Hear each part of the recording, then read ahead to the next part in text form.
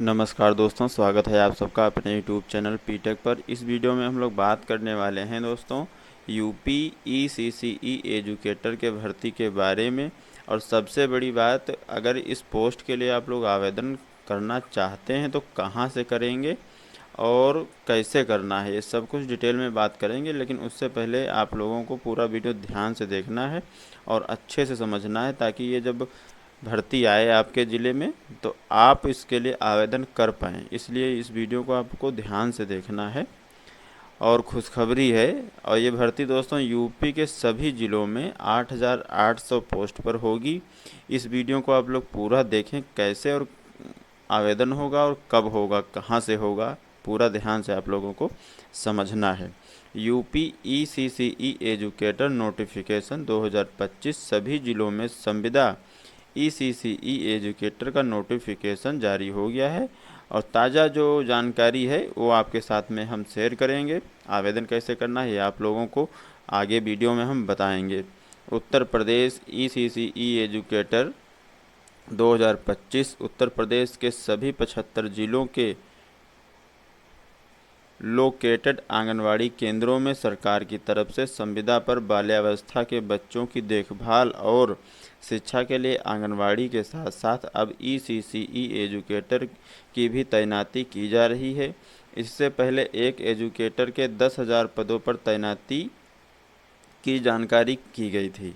ठीक है, अब 8,000 पहले था कि 10,000 ईसीसी एजुकेटर के पदों पर भर्ती की जाएगी, लेकिन अब 8,800 नए ईसीसी एजुकेटर की तैनाती के लिए आधिकारिक रूप से नोटिफिकेशन को जारी कर दिया गया है।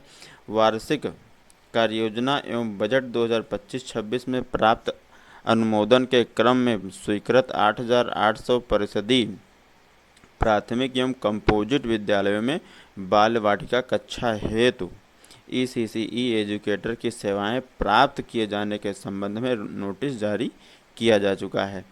और ये जो ईसीसी एजुकेटर नियुक्ति संविदा पर आउटसोर्स के जरिए की जाएगी। इसके लिए किसी प्रकार की लिखित परीक्षा आप लोगों को देनी नहीं होगी। अगर आप लोग अप्लाई करते हैं और लिस्ट बनती है रैंडमली, उसमें नाम होता है, तो आपको आगे की प्रक्रिया के लिए बुलाया जाएगा। ठीक है, और मेरिट के आधार पर इसमें चयन होता है। इन्हें आउटसोर्स के जरिए 11 महीने के लिए तैनात किया जाएगा। और ये जो भर्ती है दोस्तों संविदा की है, 11 महीने के लिए तैनात किया जाएगा। फिर इसके बाद कॉन्ट्रैक्ट को बढ़ा सकते हैं। ठीक है, अगर आपका कार्यकाल अच्छा रहा तो जो 11 महीने का कॉन्ट्रैक्ट होता है इसको बढ़ा भी सकते हैं। एक एजुकेटर पोस्ट पर चयनित होने पर जो मानदेय है आप लोगों को 10,313 रुपये प्रावधान रखा गया है। इसका 8,800 परिषदीय प्राथमिक एवं कंपोजिट विद्यालयों में होगी तैनाती।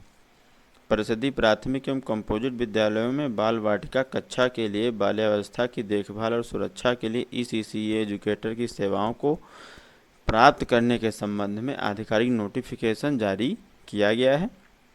नोटिफिकेशन में बताया गया है दोस्तों, वार्षिक कार्ययोजना एवं बजट 2025-26 में प्राप्त अनुमोदन के क्रम में स्वीकृत 8,800 परिषदीय प्राथमिक एवं कंपोजिट विद्यालयों में बाल वाटिका कक्षा हेतु ईसीसीई एजुकेटर की सेवाएं प्राप्त किए जाने के संबंध में महोदय उपर्युक्त विषयक अपने पत्र संख्या प्री प्राइमरी ईसीसीई एजुकेटर 1695/2025 दिनांक 9/6/2024 का कृपया संदर्भ ग्रहण करने का कष्ट करें, जिसके माध्यम से वार्षिक कार्ययोजना एवं बजट 25-26 में प्राप्त अनुमोदन के क्रम में 8,800 ये जो बताया गया है, ये नोटिफिकेशन में बताया गया है। कौन कौन अप्लाई कर सकता है इस पोस्ट के लिए, तो यहाँ से आपको ध्यान से समझना है। मान्यता प्राप्त विश्वविद्यालय से स्नातक की डिग्री जिसमें न्यूनतम 50% अंक हों और गृह विज्ञान होम साइंस एक मुख्य विषय रहा हो। आरक्षित वर्ग को न्यूनतम अंकों में 5% की छूट दी जाएगी। मान्यता प्राप्त से अगर आप स्नातक हैं, जो इसमें बताया गया है होम साइंस से, और या फिर नर्सरी टीचर एजुकेशन NTE या NTT नर्सरी टीचर्स ट्रेनिंग का प्रमाण पत्र आपके पास है तो भी अप्लाई कर सकते हैं। वो भी नहीं है तो सीटी नर्सरी का प्रमाण पत्र या DPSC diploma in pre school education 2 साल का डिप्लोमा जो NCT के तहत पंजीकृत हो। ठीक है, तो ये लोग अप्लाई कर सकते हैं।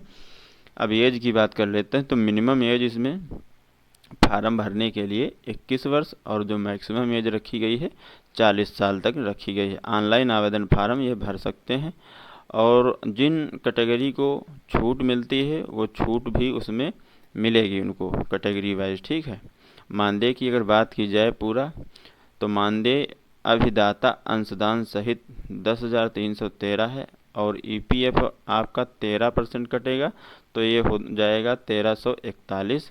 ESI आपका 3.25% कटेगा तो ये हो जाएगा 335। सर्विस चार्ज 3.85% तो ये हो जाएगा 397। GST 18% तो 2229। टोटल योग बनेगा दोस्तों 14,615 रुपया। UPECC एजुकेटर अप्लाई ऑनलाइन आपको कैसे करना है ये आपको ध्यान से समझना है।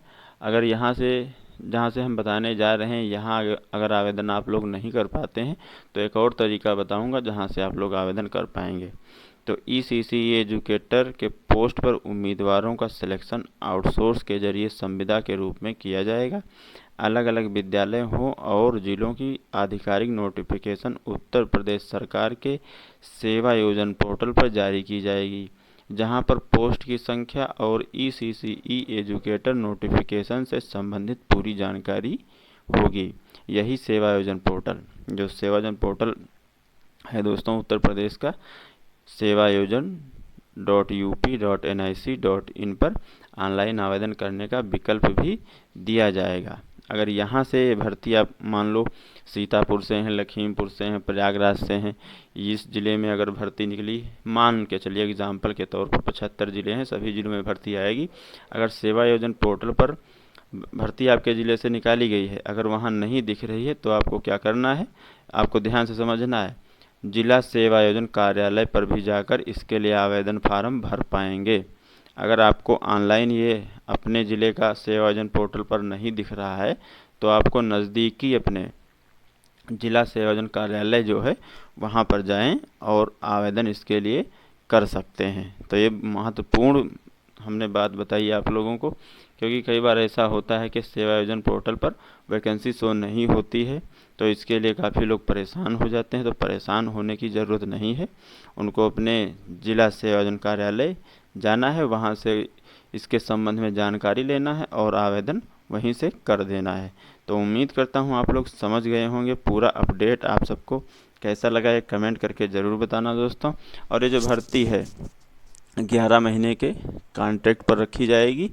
अगर आपका कार्यकाल सही रहा, ठीक है, तो ये जो कॉन्ट्रैक्ट है वो बढ़ भी सकता है। एज के बारे में हमने आपको बता दिया, ये मिनिमम 21 वर्ष और मैक्सिमम 40 वर्ष एज आपकी होनी चाहिए। और क्या क्या योग्यता रखी गई है सब कुछ हमने आपको बता दिया है।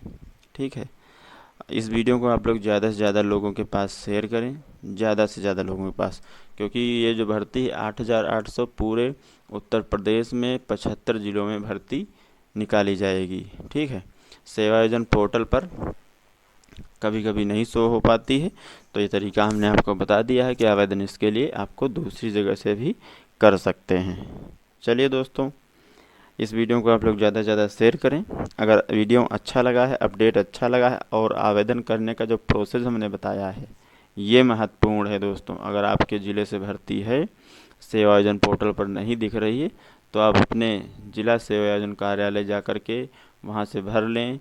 ये मैं बार बार इसलिए दोहरा रहा हूँ कि बहुत से भाई ऐसे होते हैं या बहुत से ज़िलों में भर्ती निकाली जाती है, सेवा योजन पोर्टल पर नहीं शो होती है। तो इसलिए आप लोगों को मैं बार बार दोहरा रहा हूँ कि अगर आवेदन करना चाहते हैं और सेवा योजन पोर्टल पर नहीं दिख रही भर्ती तो आपको अपने जिला सेवा योजन कार्यालय जाना है, वहाँ से अप्लाई कर देना है। उम्मीद करता हूँ आप लोग अच्छे से समझ गए होंगे। वीडियो अगर अच्छा लगा है तो एक लाइक कर दें और 2-3-4 लोगों के पास इस वीडियो को शेयर कर दें। जितने भाई लोग इस वीडियो को देख रहे हैं वो सभी लोग 2-3-4 लोगों के पास शेयर कर दें। फिर वो लोग 2-3-4 लोगों के पास शेयर कर देंगे तो ऐसे ये जानकारी सभी को मिल जाएगी। ठीक है, तो मिलेंगे एक नए वीडियो में नई जानकारी के साथ में। तब तक के लिए दोस्तों जय हिंद, जय भारत।